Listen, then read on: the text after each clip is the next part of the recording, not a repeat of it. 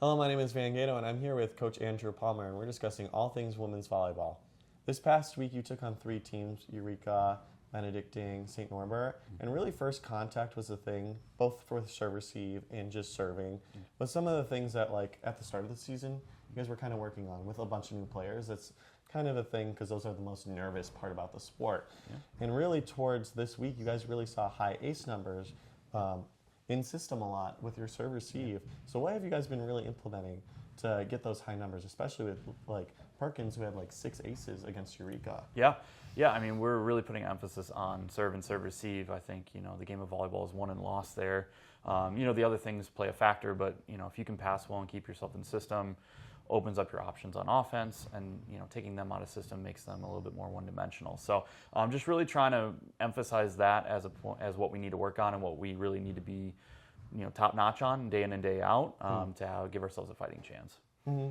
And with those 3 games, you really ran 3 different starting lineups. Yeah. So with those games, you ran a 6-2 with someone that is listed as a lib, Janelle White, and she sat too. So really, like, are you trying to find these lineups to find the best lineup to continue into conference, or just finding new bodies, trying to really see what works? Just what is your ideals with those? Yeah, I think we're continuing to try to find ways to score and to play good volleyball. And I think we've played good games, and no matter what the lineup's been, we've gotten good big contributions. We've played as a team, and so I just really we want to find long term for this season what's going to be it for us. And so just kind of experimenting and seeing what people got. Mm-hmm. And in the past couple of weeks, Livesay really has taken up that 0-2 spot, but also Foster has been competing for that spot too at the start of the season. Really, what are you looking between those two to get that solidified spot? Yeah, I mean, we're really looking for balance.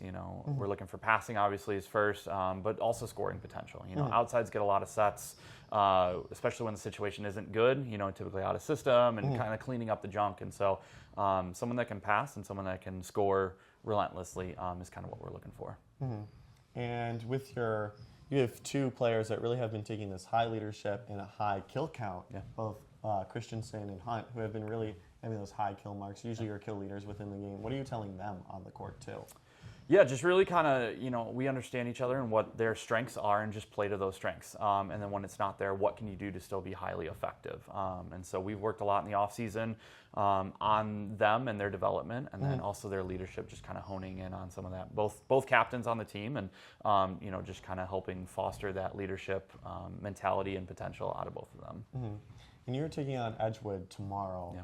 A stronger team in your conference, ranked high up in the conference for the NAC. Yeah. What are you guys preparing for just in these couple of days? Because you guys have had some off days because of this long stretch of games. Yeah, absolutely. I mean, they're top in the conference right now, undefeated in conference, and big physical team. So we're preparing for a game where we're going to get hit at a lot. And they're going to hit over a block sometimes. They're going to hit around our block. Just being able to defend at a high level and transitioning out of that. We're going to expect long rallies. We're going to push them to the brink, and we'll see what happens after that. But we're preparing for a high-level match. Mm-hmm. And with that Edgewood roster, they've had a lot of just people come in their freshman year and continue to play within their program. Yeah.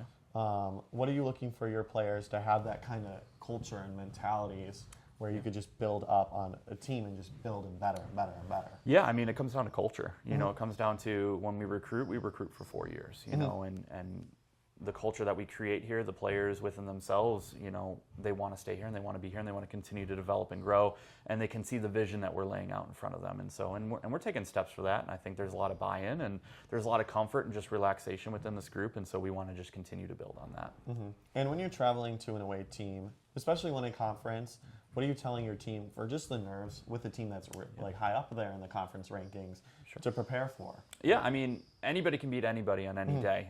We just saw MSOE beat Wisconsin Lutheran. That was a little bit of a surprise. I mean, MSOE is still good, but was not certainly what I think a lot of people were expecting. But really just any day, and at any point, when we get there, it's about volleyball. Before that, when we're on the bus, whatever you do to get yourself ready, get yourself ready. But when we're in the gym, we're ready to go, and we're playing volleyball, and we'll see what happens. Coverage for all sports can be found at cucougars.com. My name has been Gaetto, and this has been Andrew Palmer. Tune in tomorrow. The Cougars are taking on Edgewood away.